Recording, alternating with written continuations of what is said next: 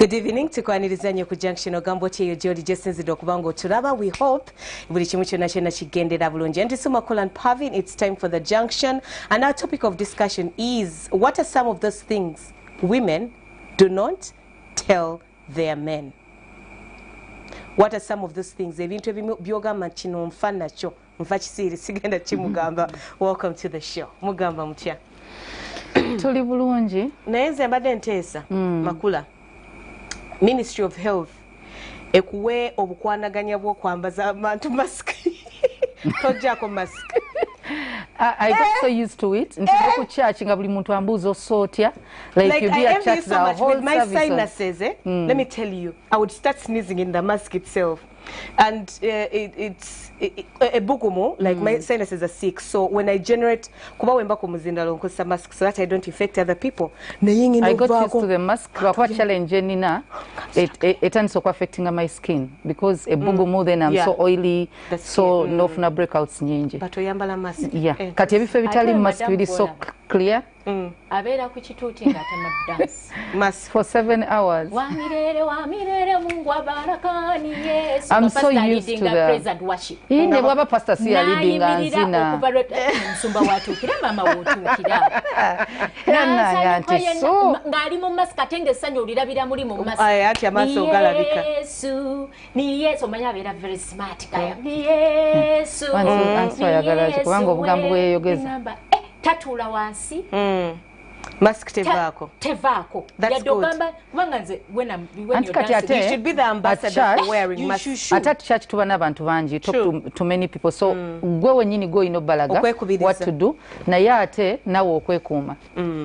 Yeah. Onyikidde mukwano. Kati ate Amina ninza mukama. Era ekirungi gwe bwoba ne mask awo. Onete mutasa abera mu studio navuga emotoka nagende waka. Mbera mu studio tachala. So sikyala. So ate mu studio mera mu ne mask yange. Ogo. Omugenyi enajjanga ayambala bbiri. When a guest comes I put on 2. When they get out, side note, when they get out I spray everywhere. I first open the door and I'm like we should thank God that we are alive. Survival for the fittest. Mukama yamba be yamba. And we are thankful nti kigenze kisesetuka esala abantu tusabye sala. Amina. Mukama mulungi. And there's a time I went to see pastor for prayers. Nangamba nti Mukama ne we yali akuuma abaana be. Yabagamba muigalire muso omusaayi ku nzigi. Paka nga chise chiweddewo. So do that. Awaliwo bagamba nti mwana wa Katonda bichi, don't be funny. My friend. Where your in fact abatasiga musayi ku nyumba bafiira. Yeah. They also lost their kids during that pandemic time. Ate Katonda atuwa bakama baffe ku nsi. Kati mukama wo ayisize ekiragiro. Yes. Omukulembeze w'eggwanga ayisize teri bukulu butaveri Katonda. Ate kwengoddawo onootulaba. Kituufu. What are some of those things women don't tell their husbands? Like telling them the siwagira timu cho. Agama, ebyama, otwama. I openly told my husband because it's supposed to Liverpool. Now Liverpool for just one gwabonekanga musana netwale chikopo, but before kati nga tujita na Liverpool. Nange of course je bali bambya abakyala bano bemutero gamba nti bobo omusajja wagira omupiira be supportive be there chair ebyo owanga wagira Chelsea mpagira Arsenal mu Euro nali mpagira Italy nga wagira England finals tumanyi aliwo nga ndekana nga buli akuba penalty nga naye ansomoza twali banji nga penalty wakuba ya England nga nabo tani yabwe nenga bo batandiko kaba mangu Eya Italy we yajja mafetani apenze tombulire ebyo mbonka ko support. You don't have to support their team, Italy, but be involved, know what's going on. Tugenda tuwangula. Kakati we babwe mala okuwangula. Noli okotandika omusindika omutwe. Tubasinze. Olaba. Yangamba yakikola ne bamuganda omugamba temutulumya nnyo. Nedda manyo bimba yanwanira entalo zange. Nga bofome mere bosabenga. Nga bwesavinga. Boyagala zokanyezo lemezifuno okumala emyezi ena. Let me tell you, men take those things personally. I don't know what's wrong with them. No,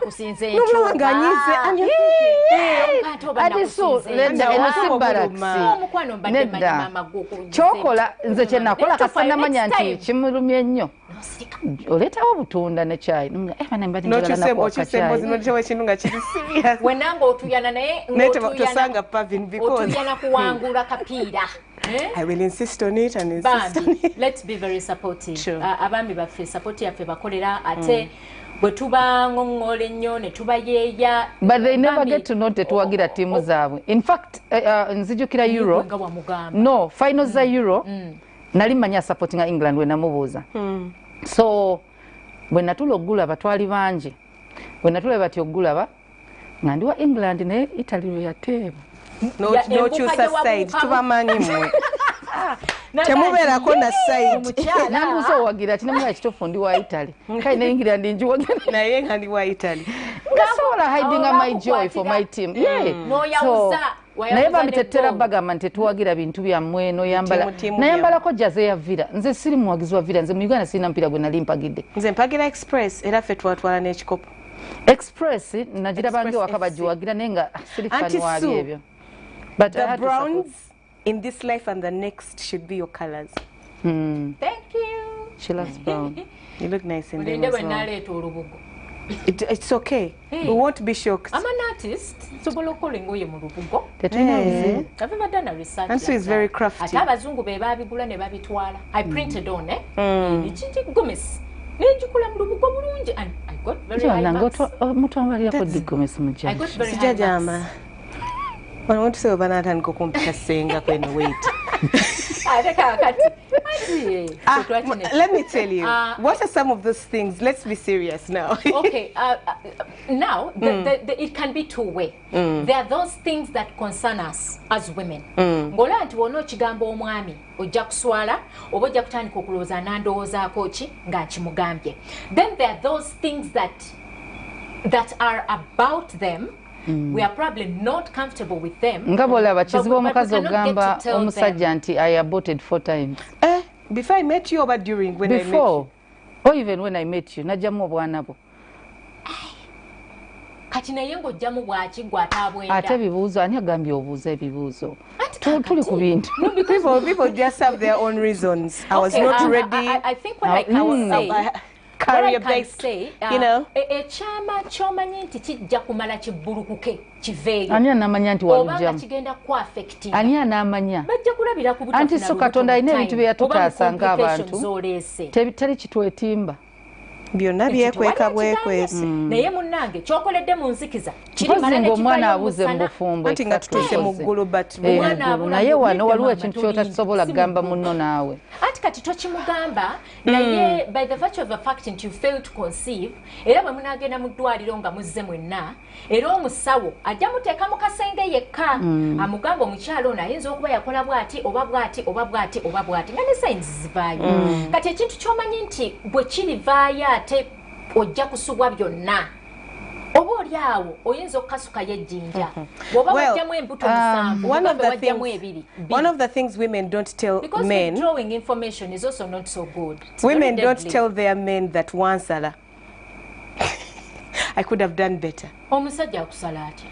Like there's that moment of realization and you're thinking, damn, I messed up. Okay, what would make you think you messed up with a man? What is it they are known to? He's a failure. Asiba gambling, he's a drunkard, he beats me. I've tried, I have prayed, I have cancelled you, we have done everything. And we're married, possible. I can't leave. Bakazi, do you do any research on your men before you actually go into the blanket? Yeah, whatever. Nenga chikulo endizaku na ye and you're married. Yeah, the question is bw'etabagamba. Bw'aba yakusala. Nawe wamusala. It's okay. It's okay. It's okay. Naye Pavin is right, Auntie Sue. Kizibu kigamba omusajja osobola kiga ate ne boyfriend tokimugambo olekera okwata simu ze. But with your husband you can't. Tosobola. Nedda. Makula indirectly jengamba gwe bolaba nga alina kyatala be kigendo bakulaakulanya mugambe mamani twandikoze bwe tuti anti ngamba nga byonna ne bobato nabigezaako mu mutwe gwo mulimu nti ono omusajja yansala nga bwatukayo he messes up nafuna kyekwasa oba nazigambling nazifunye bampadde million 10 ate baba basabuliza nenyangwa nengamba mba nafunyeyo kabiru nga kakutukirawo nengamba kanzitekemu ekibi kati nkomyewo bazizibyeko tewali school fees tetunasasula rent kwegamba n'omutunuulira bwoti n'ogamba ssebo taata wansala tosobola waliyo omukazi asobola okugamba bbawe nti sexually wansala no you swallow it wasemba okukula then the way you do stuff The issue is not the size. The issue is the tactic you put in to satisfy the one team. Sex therapist. Kubanga one team, not everyone is. Muli different level of need and not and enjoyment. Kulaba concern erinye but je bali baminga tasa kimugamba nenga checho kyalowooza nga deep down she's saying but mukama nga bwazala omwana omulenzi agamba mukama tutaase Okyataka kikome kuye. Ati tandika omwetegereza omwana ng'akula. Ate onookola ki? What needful? Anti needful yeyo ng'omwana oyongera omusabira bw'olaba ng'alina waalaalidde ku sayizi ky'ayagala. Ng'otandika ate simwe mu bukomola nga buto kaba kati. Buulire ebintu byeyitiriza naye omwana agenda n'afaanana kitaawe ekitundu ekyo n'ogayi mukama. I want to leave the show now. No, I'm being honest. I want At least that particular part emirundi egisinga in form of size batera omwattu kakati nti owulira kakati omukazi abeera n'atula mu dining room nagambukamba ngendera mu kisenge kuzannya kino kye wasalawo kakati obwo kiki ekiba kyakuleeta omusajja oba obulako mutera byesuuba mu buliri azanye mu bulungi ne mu bubi gonna agasoboka ate n'ekirala bambi omusajja ono teyayagala koma mu pittu anti so omuntu katolonanyewa bakisirikira nokizikuzimba katala mu bulago ojage n'obulanga onoonya wa cupa ya bbiya kwata n'omwami no funa mwami wo omugaye kati tukoze tutya naye anti okkiriza nti because usually there's a solution to it. Naye okkiriza nga aliwo omusajja nga yakoma okula mu pittu olina mutera byesuuba mu kisenge azanya nti mwana muto era azanya naawe what happened era bajja kuzanya naawe naye bannaye tugumiikiriza ate ebirala bw'aba bituukiriza kati gwe kiri lwaki waliwo abalala nga olina omuyimbira tengerere maama tetwayagala bannaffe munyo ku mulondo n'omusongola bannaye mulye ku bukupa mulye ku mayuuni emimonde kristo wekisa mulye ku nsigo z'ensujju mulye ku ntungo meketa ku ntungo n'ebinyoobwa kubanga bannange nedda tuba tufuusa obuzibu bwabuge kuba kati ate ekikyeekyo ekyanzija ewa taata kubanga kino kyenzija okukima eno eri tekiriiyo ate enzija eno mbikirwe ng'oli watengerera omwana ayimiridde naye maama omusajja era omusaasira maama abatayagala. On a very sad note though, bambi waliwo omukyala ng'alaba nga kyali mu kuyita mugamba habo waali wabaawo ka habo akakayamba naye nga si kakukukyusiza ddala kwonoonera ddala nze nyenyuse ate nnyoko olagawa nga gwe waleese tengererewo akomye okutegeera wali ku musongola ansi biki byoyogedde. But anyway, the men need to know. They need to start eating. Men need to know. They should start putting in so much effort in themselves because women grow up being prepared. Like even when you grow older and things are not right, you as a person, you look for ways of. Therefore, you're just there comfortable. There's always a solution. And we don't. It's a shame. And so tell me, mukazi ayinza kigamba musajja. Ne musajja nawe olina okumanya. Naye abo balaba makula. I know. You need to know. Mukwendeguza n'okukwana. Just shaming you on the whole village. Everyone is saying that's what she settled for. On top of everything else, you've just shown your handicapness. Bw'omanya nti olina ekizibu ekifaanana bwe kityo. Is it a disability? Leka omukyala we yaba agumira ekizibu ekyo. Naye mugenda mwendeguza okugira mu jaketalo ogenda okujjayo nga wansi we tolabika uswala kubanga mukyala wajja kuuma ekyama oli gwogeza okwenderako aleme kuuma kyama. But anyway, it's true. Women just cannot. They have no way. Bambi sexual dysfunction is ezo. And Sue would know, and it's the because and you are a professional. Yes, I am. When it comes so, to those in case things. you're struggling with that, it's a serious thing that is happening to so many, not so many people, but to a number of naye waliwo n'abasajja nga mama we teyamwebasa bulungi. What do you mean? Yebaka bubi akusindika nova ku kitanda. Now this was being a child. Nga bwe yekyusa waliwo abantu abeeko amagulu bagaziiza. Nali ndabyeko omwana nga ogenda ogoloka nga amagulu gali mu mutwe abaana abato nga amagulu gakuli ku mutwe kati akuzza n'akuteeka mu katanda kafalisoko side emu n'akuzinga olusi mu blanket n'obeera limited. That is a small problem. Ne bwe kiba ekitanda ekinene omuntu ogwa ova ku kitanda. Kyokola musuze ku ddeeka ekiro kimu aveeyo agwe. Ayige. Ate wadde abakazi nabo tubagamba okunaaba n'omusajja bw'okozesa toilet at night naaba. Kubanga bye tusanga mu boxer. Nedda omuntu asula bwereere musula mwenna bwereere akyusa akuteekako akabina ate teyanaabye. Ky'oba okola zinnyike bwakiyambeko oba zeeyoleze. So tetusobola bagamba nti oli mukyafu. Abaami munaabeeko nabo. So he is going to do number 2 with his number 2ness. I enter with him in the bathroom and bathe him. Waliwo waba agenda okugenda nga tagenda kola number 2. Mulinda amalirize. Omugaye hani nzije tunaabe. Kubanga the end of the day kugenda okubona. Basajja kyava bonaze ky'okusamba. Conclude your story. Nzije tunaabe bw'otuukayo. Munaabe. Omunaze. Munaaba mwenna n'omukutako mugongo. Kati tutwina tactic je tukole cyangwe noki bisaawawe ate nakati ogenda kola otoliye mu cyangwe kyogenda okuddamu okukozesa kati olwale candida ne infection bwekivayo n'ebikyafu cyangwe ekyo kikyangwe kya mwami ye yaba cyana bisomwe gakyayisa mu maaso ogenda kubeera everlasting n'omwami myaka 3 nga teyetereza era musala amagezi you were helper ye you were helper nete bayisayo cyangwe kati ayiseyo wakiri engalo malo naabe aha cyangwe. So you're there in your husband's bums like this. You two women have a problem. I have concluded today.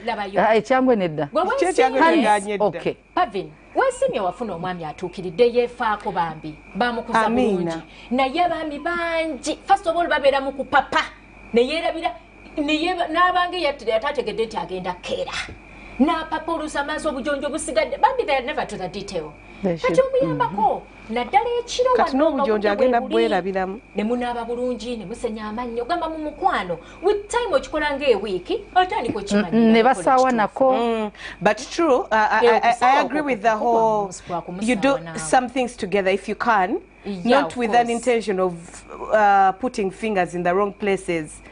You get you can fingers in the wrong places.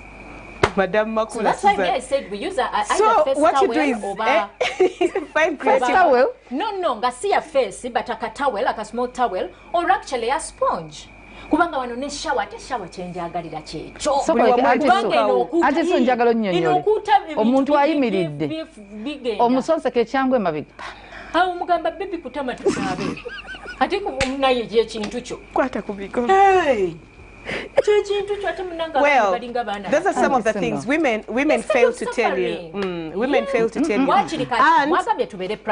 And in case the woman is doing all that, insisting that you shower together, just know she's trying to communicate in a polite way that something is not right. So pay attention, just get to know, because omukyalo kugamba nti owunya oba olina sense, she's going to buy you perfumes or deodorants, she's going to insist you shave, or she's going to get creative ways. So in case chiganye, just gwoba otulaba kati, just know that's what she's trying to tell you, to work on your hygiene and your health, but most cases tutya. Hygiene is very important. Yeah, chiringa bwe kiba ekizibu ogamba omusajja anaabengo yala amasuuka meeru oba amasuuka ogozeza n'okyusa beddings olina jja nazigwa mu bugwi atamidde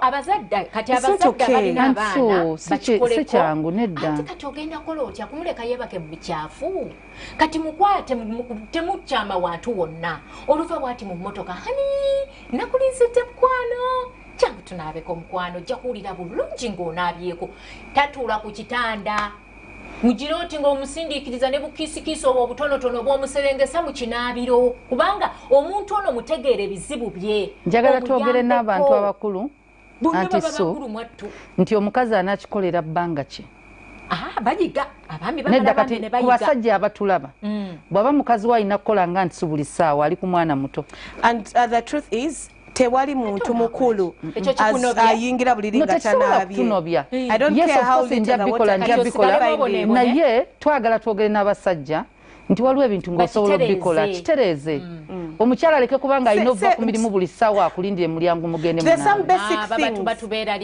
are some basic human things, be it a man or a woman. Before you go to sleep, you take a bath, you shower, you brush your teeth. Osibye otambula, osibye ne bwoba osibye waka kuba abantu bayinza okwekwasa waka. You have to shower. Even in the morning, do the same. There is where you came in and actually showered. Then somewhere after an hour or two, noddayo ku number 2. Please. Make sure you shower. Before you enter bed, you should have a clean showered body for the both of you. Very important. You get consent kaliko badde nako kave. Bana bagamba nti naina nabye nga nkomyewo. What kind of laziness is that? And who knows whether agamba ne boba wazona abye akoko kako otambudde kamala okuleeta ebirumira okay ate n'ekirala njagala gwengo omugwe weyagale. Don't wait for your wife to start picking after you like your child. Owumula bulungi. You rest better. Togenda kulwala. Your skin disease n'ebizibu ebiringa ebyo manyi abambi bamanyi okuloza bo tebalwala bifo ebyo kati n'ateefa ku just n'abeera careless naye ng'ate akyasobola okubeera omuyonjo. And some of them actually their parents did their best okubawa basic hygiene standards naye olw'okuba they are a little bit jumpy, some of them. They are not up to the detail. Ne babanga ajja kukisusa amaaso. Kati awo omuyambira kati abami tubagamba nti fa bakyala tweteekamu obudde abasinga. Kati mba njagala nnyo tukwatagane nga kyekyo. Ate ennaku zino mizannyo gyammwe kati gyayingiramu ebirungo. Well, one of the other things that women cannot communicate or tell their spouses openly about is eating habits. The way you eat, you chew loudly, you're just disorganized. There's everything pouring from everywhere. You spit, you chew, you do everything wrong. Women fear to communicate. Nobijayo bwobyetegereza no maana nobizayo. It's not okay. Like, of course, usually women are born with this thing of she'll just look at you, trying to communicate that, honey. Like, and then the other thing is teach them how to use serviettes, because it's past the training stage.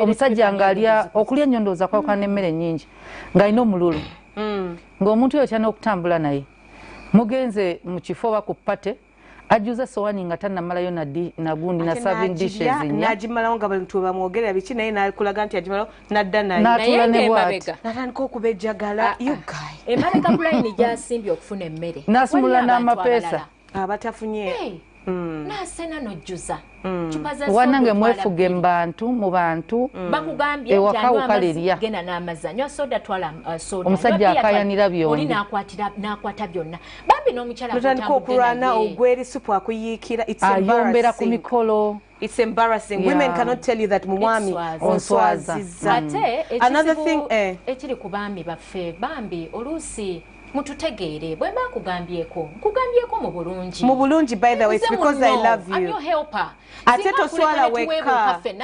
otwaliramu ate n'abaana obaswala kubanga abaana bennyini balabira ku ffe ne bakola bye tukoze kati mutunyiigira oluusi ne mugamba tuli bayombi ne bwembanga kati waliwo wagamba nti however humble you are and you're bringing a critique to your husband they will always look at think of it as nagging. Yeah. Naye omuntu yenna akufaako bakugambako bakuyoyoto akuyamba aba akwagala.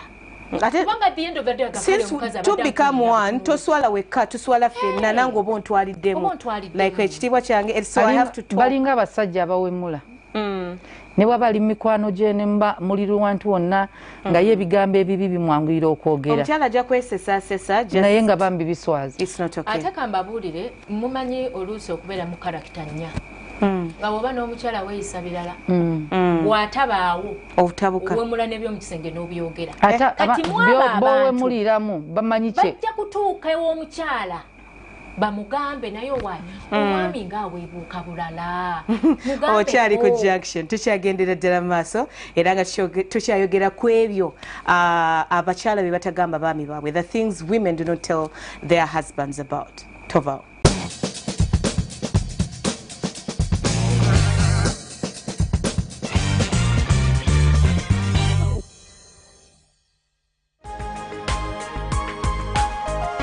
Soul Television, Femunyo.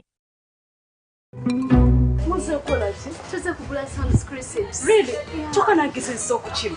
Banenge mwala wangazaga. Baneno wangazaga twetina nangamba maybe I need this. Really? Yeah. They are nice. Banenge bumoma. Sam's Crisps cheche okolya buli muntu kyeyettanira ensangi zino. Aba Sam's balina potato crisps, gonja crisps, cookies, peanut butter, amawogola n'ebirala ntoko. Sam's Snacks zisange mu supermarkets okwetooloola eggwanga lino. Sam's Snacks loza ku njawulo.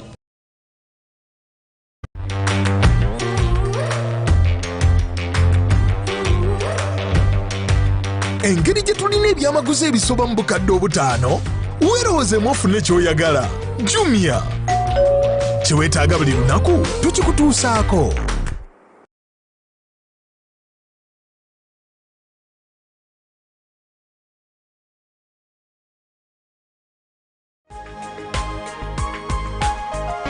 Soul Television, Femunyo. Tusaze emiwendo tugirayo sente kusa MTN Momo. Kati gyeyo sente ku miwendo egikyasinze okuba egya wansi okuvanga lumu ogwokutaano 221 ate weefunire ne Century Points buli lw'oteekako lw'osindika oba lw'oggyayo sente ng'okozesa MTN Momo. Genda awali ba agenti baffe bonna mu ggwanga oggyeyo sente ne MTN Momo ku bisale ebisaliddwako everywhere you go.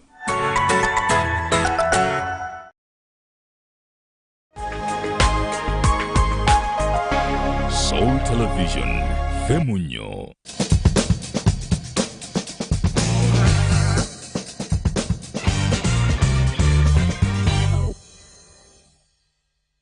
Auntie Sue, Makula and Pavin at the junction. What are some of those things that women do not tell their husbands about? Nazala wanga mpisa bubi. Abakyala basinga basirika. Nazala wanga nonde emize. Nazala wange tanjagala munange mama we tanjagala yanchawo oba kiki. Ngate wokyogera omusajja alowooza owala na mama. Most of the husbands become very defensive. True, because you defend your mother. Njagala nnyo abaami bategeere nti emirundi egisinga bwe tujja mu bulamu bwammwe bamaama bammwe tebabatuwa na mutima mulungi abasinga.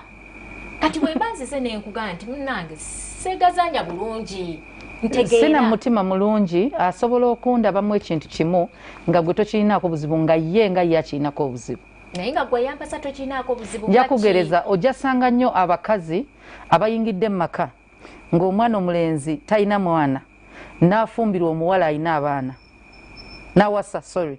Omuwala alina abaana. Kyangu osanga sayidi y'omusajja ng'emweronda. Naye ng'ate sayidi y'omusajja ng'omusajja yalina abaana. Tebajja kufaayo. Agenda okuzaa abaana tobasosola. Nabo baba babo. Bajja namugamba n'omugamba nti tofuna ate alina abaki? Abaana. chokanga ye alina abaana wagamba ate omuntu ndooza alina abaana ate oba yandifunye alina kale ne bwaba family egezeeko nnyo okuva mu bintu by'abantu bano. And then just advice to those people who sent your mother-in-law doesn't like you. Bambi, give her peace. There's nothing you can do about it. You can't. Because once someone has their opinion and they're stuck on that, that is it. That's their opinion. Avoid her as much as possible. Be good to your husband. Yeah. Do your responsibility as a daughter-in-law. Then be worry. Then be good to your husband. Agenda okudda ku side ne waba tavudde mtetwala na bya side. I was talking about it sometime for radio. Peace of mind is key, and to get peace of mind is choosing battles. That's a battle you don't want to fight. No. So choose to ignore it for your own peace of mind. Oberengo oliao ne wabala ignore them for how long? One time you're there once in a while. Wewale nnyo okwawula abantu bano maama n'omwana. Tobiyingira mu bw'abagambye ekintu nomami katebe tutera bigamba baami avoid nga Pavin wagambye waliwo n'ensonga endala zetanja bagamba basajja nti abaana bo bennina mu nju oba bendabirira mwabakuza bubi nze nga step mother waabwe of course tebasobola kunakajanja so osobola oyingira mu maka ng'omwana olina bambi byoyagala omukulizeemu oyina byoyagala obakulizeemu naye ate balina we baakuzibwa oluusi nga byoyina birungi it's different. But yeah, I get what you mean. Yes, kati nga gwolaba abaana bano bakobuzibu nti tebanjagala because there are kids who actually don't like you. We do not like you. Omusajja nalowooza nti otandise tebamulaga taata waabwe nga bwabeerawo nga bakwagala bakulagane bakuweza na kino nja kugereza ezimu zoyinza sanga principles ng'omukazi bw'aba baana be yandiyagadde by ssaawa nnya bali mu buliri abaana bo mwabamanyiza saa balaba firimu paka bwe bakooyera babeera mu nnyumba okulaba TV paka bwe bakooyera which is not good. Oluusi oyinza okuba abaana oyagala bayigiriza mirimu nga bamanyira butakola mirimu because now that's important. Of course oba otya because baana naye oba otya ogamba omusajja but I think that's something you should talk about. Naye usually kyandibadde nnyo omusajja omuntu yenna ayina omwana mu nju eyo yandifubye nnyo okubanga yatandika emboozi ku baana. Auntie Kati, you have a conversation with your husband. Yes, with your because husband. Because if you don't, if you know that it's bad and they're doing it, and you say, often the best way to package it.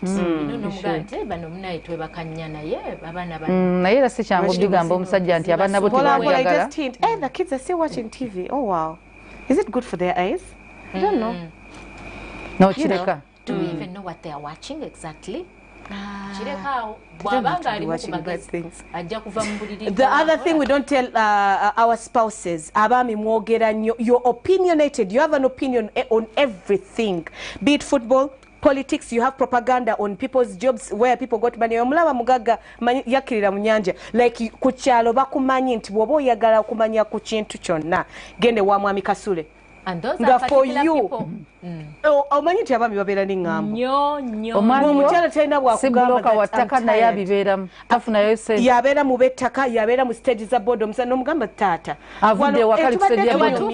Yamanya amaka agafiiriddwa yayagala abikire buli muntu. Buli afiiriddwa yagala agende asimentana mwagala mbasize ku nku mwagala. Bannange wadde oyamba. Naye weekomeko omukyala nga talina bwakugamba omukyala oli mukwasa nku wano bafiiriddwa eri ogamba kosimentana eno ogumya namwandu eno okola ki onyumiza gye wakulira newamwakula ebizibu bye mulina like those some people have a character whereby you talk, you blabber. Like when you just want attention, you just talk and talk and talk. It is a problem and people fear to communicate. Wives fear to communicate. So if you watch it, what happened to the cliche, the back in the day attractive men that used to be having a little bit of pride, unapproachable. Your husband is in the middle of 20 women. What are you judging? Omanyi kubya makeup. Have a bit of pride, be unapproachable. Like, I want you to be there and go, hey, but man, me, I don't know how to talk to your boy. Take pride in that. That one I'll go out. It's that one is kawa. Auntie, because you know what he likes from everything he talks about. Yeah, let's have a bit of pride.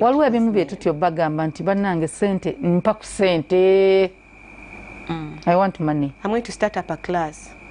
Yeah.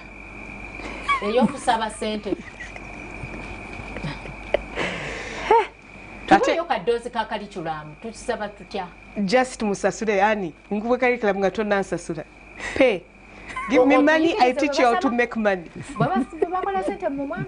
Si mu mwami how to make money. How do you say you feel? Only what sample is it an animal? Are you in a zoo? Eh? Do you want to start stealing? Oh, you want to go to a butcher? I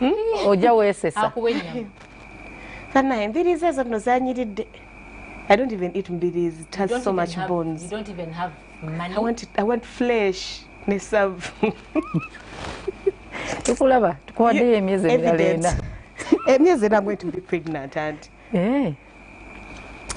but yeah, let's communicate. Let's don't fear your spouse. Okay, abachala batulaba batika ate yo fiyo mwami yagiretawo nga luwo musaba kulangira zize nakwadde wasikoze muchi olyono nanyo sente mwana gwe bakunsindikira olinga jembe. They say so much. Naye abachala usually no, they don't mean it. He says those things because he doesn't have the money. So just tell him, but honey, I'm actually not going to eat this money. I want to buy what? The food that you shall eat. But fisa woko ezizo. Mwekalizemu. Na yenga abami muyiye. Bwe nkusaba omutwalo mpago mubiri. Don't be so exact. Omutwalo anti nyinza okuba nabye njagala okugula. Oba spray ya munviiri mutwalo. Oba bizigo bya munviiri. Akwongereremu n'entambula. No, pay the mobile money. I've asked you for 100K. Not to take a call withdraw charges. It means I'm going to get 90 something. Madam, that's so about withdraw charges. No, what we are saying is be serious.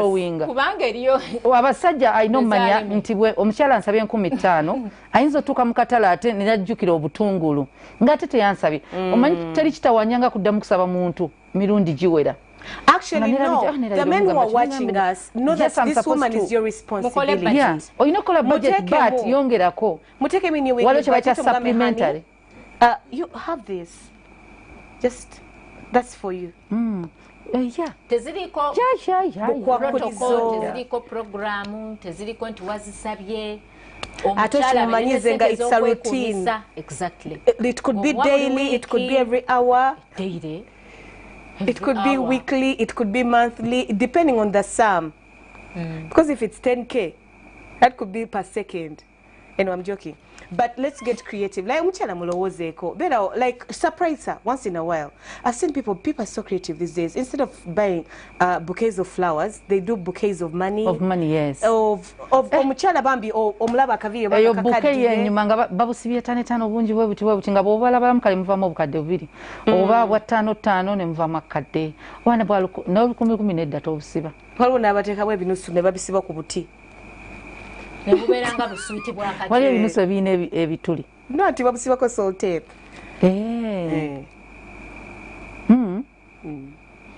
Ebinusu mu bitelekenga. Kugamba ebinusu tufuneyo akaboksi ak'ebinusu mwe tubissa. Ngateka mchala. Ate nga kaba ka mchala.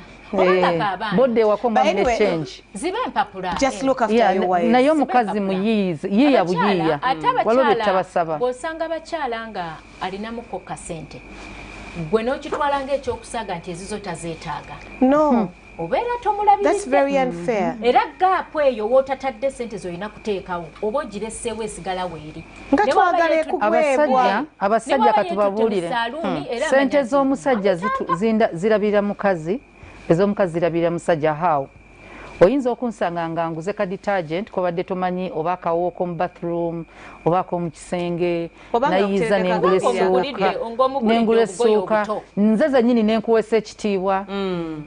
Because mukazi walabika obu tugula obuntu bungi nga tobulowoozezaako naye abakazi ebintu ebisinga ebyomufumbire bambi women actually fear but they fear asking for money. They do fear. So it's up to you as a man.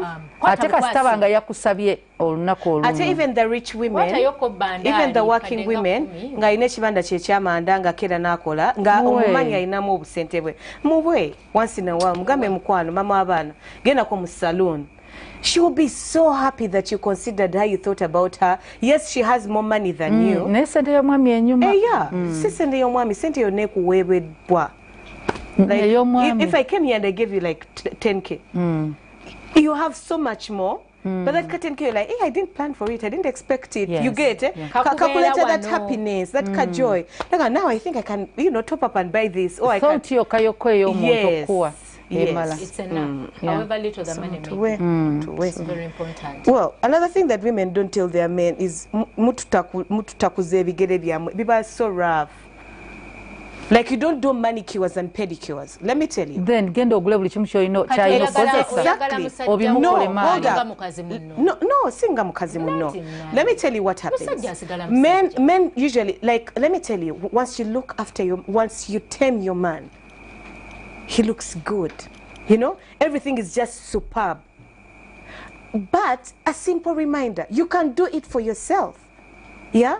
You can do a pedicure for yourself, you can do a manicure, you can make sure you can make sure your nails are done, buli kimu kyonna kyonna nga kinyirira. Bane oleke kubeera ngolinga chikere, you get, because the woman is not around.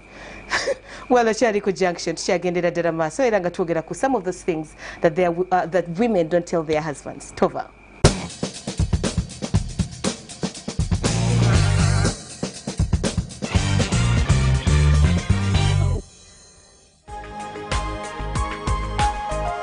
Soul Television, Femunyo. Weba kuyitira ekintu Katonda wagenda okukyusiza erinnya lyo. Weba kuyitira omuwulu Katonda wagenda okukolera embaga makeke. Weba kuyitira omunaku Katonda wagenda okuzimbira ennyumba nga bayitawo bonna ne basongayo. Basaba ne bannyabo tofanga ng'oyitibwa ekyo Setaani kye yakuteekako. Never die having seen one version, the version of the devil. That is why David said in the book of Psalms, chapter 27, verse 13, that I would have fainted if I had not accepted to see the goodness of the Lord in the land of the living. Daudi ayogera mu Zaburi 23:17 nti nandizirise singa sakkiriza kulaba bulungi bwa Mukama mu nsi ey'abalamu. Zaburi 27:13. Tofa tozirika, tokkirizanga n'olunaku n'olumu ekintu ekitasanyusa mmeeme eyo nti kyekisembayo mu bulamu. Don't accommodate the things that you don't like, things that you don't want. Lye bakuyita erinnya toligenda ng'olimanyira mpola. Omupangisa waffe aliwa bannange nzuuno.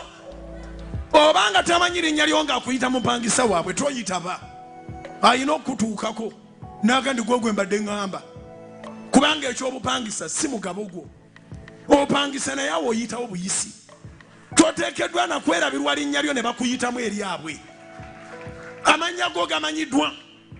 Galina ogamba nti Bukiyingo asula munaaliwa.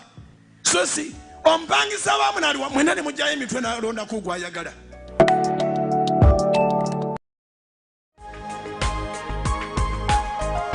Soul Television, Femunyo.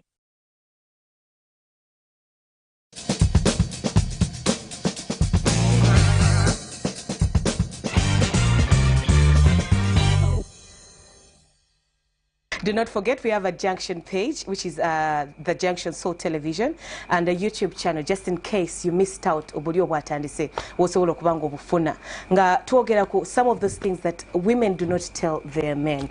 Ebintu beba failing of communicating. Omukazi kizibu gamba omusajja we that I did not get an orgasm. She won't tell the man. Era mukazi watu ajja kwebuzaabuza, but naye musajja woba observinga, I think you can tell. You can tell chembadde ngendo. Yeah, naye lwakuba temupaying attention tebatera kukitegeera ate ng'omukazi asobola obeera nawe for 10 years nga tasanyukangako kubanga libayite essanyu oyinza olowooza olina abaana naye nga ye kubanga orgasm tegaana magi kujja nammwe abakyala mulekerawo okufeekinga olina engeri gy'ofeekinga nti n'okola noises ne sounds mwe mubagamba omwami n'omwongera ekinyegenyege n'alowooza nti otuuse musajja wattu n'amalamu akagoba kumbe ne halfway n'ekyengera tonnatuuka okyali busenga. The way you behave is what pushes the man. So it's important ate mwogerezeganye omugaye nno munnaye lindamuko toleeta lindamu you know because behavior yo boogiraba kati abaami bano nammwe musoma embeera osobola okumanya nti pavini ono manyanga nti nkozesa pavini gwe atajja kunyiiga bwati ne bwati oba tukamutetenkanye bwenti naye ekyeggulo teyalidde bulungi kankole bwenti ku kyenkya naye gweokwesulirayo gwanagamba ne weebaka bwebasi nga nze tolina wadde we waatuuse oba ogenda kuleeta obuzibu ate n'otalaganako nti ofa nayo. I know. Another important thing that women fear to tell their husbands, that this is very, very crucial, that you could be the problem as to why she's not having children. Most women fear to suggest for you to even to go to hospital. Now, that Pavin, I've done all the tests. I've done dodging. They have washed my fallopian tubes. They have done everything. And every doctor, Angamba, you are fine. Nenga anonye engeri gyagambamu gwe tugende nawe bakebere nasirika nakyo ne mubeerawo nga she's in depression emyaka gigenda ate nawe tosobola nakirowoozaako because you know men never think that they could be the reason why. But the thing is sometimes men know that they actually have problems. That's why takyogerako abamu baba bamanyi tuli mu anti-so culture zaffe ziteeka nnyo ku bakazi burden y'okuzaala ne baleetanga omwami ne bw'abanga akiri nga takimanyi because tasobola kimanya nga tagenze mu ddwaliro yalowooza bulowooza alina kwebaka bwebasi na mukazi kyobola nti omukyala ate bw'ayitako wabbali eddakiika afunirawo olubuto kati ekitegeeza abaami abamu when we are having a straight conversation like this anti so afuna mangu kapanya kawetamu all of a sudden n'otujja ku mulamwa anti omulamwa ate mbangu bajje kutukyali wakati mu mulamwa tuli mu nsonga iyi omusajja tazaala omukyala azaala omusajja but the woman knows and she's fearing but to say some men actually know their problem naye olw'okuba nti for society alina okwekweka n'abasajja abamu basobola okuba nga baviirako bakazi baabwe olwala infections kati usually abakazi omukazi bw'afuna discharge bw'akola kyagenda mu ddwaliro ne bamuwa eddagala kati omusajja tali treated ate nga abadde sexually involved kati naatya okugamba nti anigenda bakebere kabooto ngo bankebedde nina kabooto esimu y'omwami ogiwa musawo bankebedde nina kabooto ng'oba nina obulwadde buno kati eddagala engeri gye nfuna treatment olina ofuna treatment awo wakugambira nti wayenze anti kyotya kyebatya so but to the men who are watching us you need to know that women especially after birth or even before usually they tend to get UTIs from dirty bathrooms from communal bathrooms okay yeah some stray I won't use the word but yeah from a lot of things the pH down there changes so it's easily affected. Doesn't mean at most cases it could be you. Your dirtiness, you don't clean yourself well, you do not you're not taking the problem. So you could make her sick as well. So it doesn't mean that she actually strayed. Omwami bw'abanga afuluuta ekiro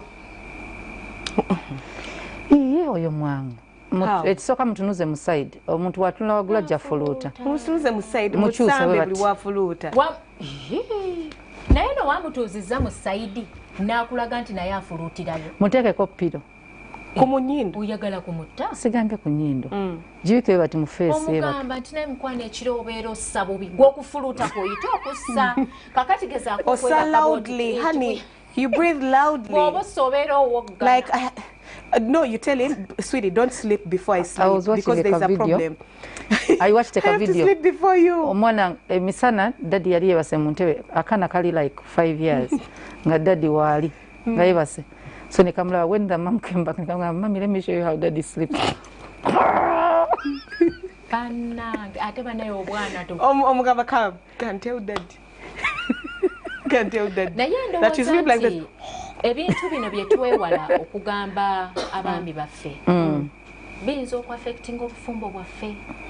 That's a small thing. No, they are not small. You may call them small, but they're actually big. I think it's important we find a way of communicating. Yeah, marriage I know kubanga mwena mwinamu emirembe. So bubanga toina mirembe, you need to communicate.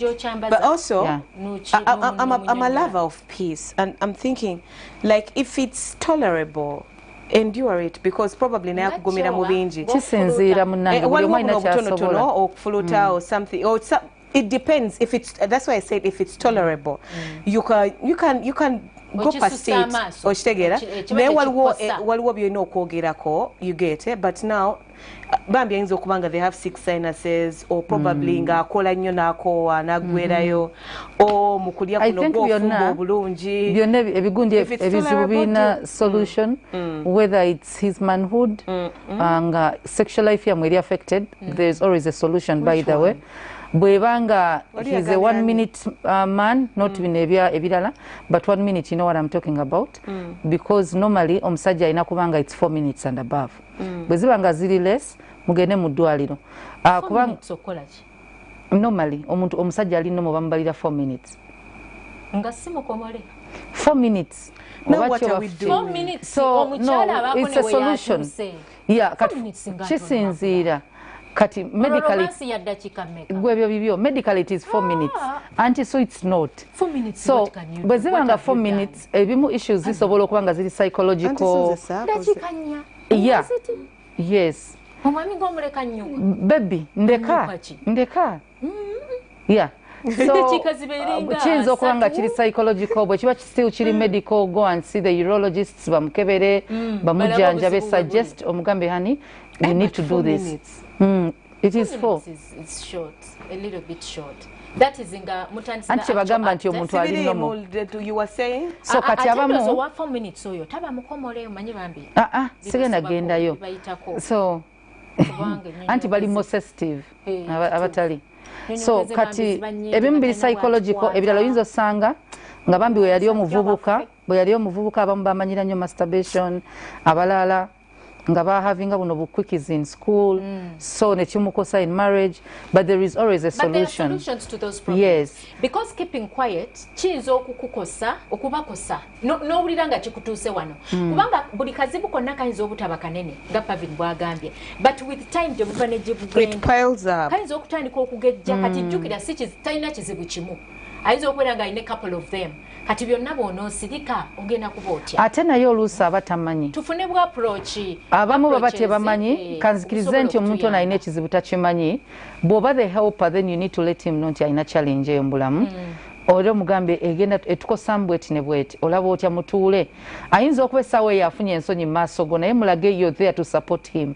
Toyogera ng'omulangira nti nze tonkola kino, nze ntompa kino, nze kino na kino, onfuluutira ekiro nno. Ate tolinda nga muli mu luyombo wakati obimulangire. No.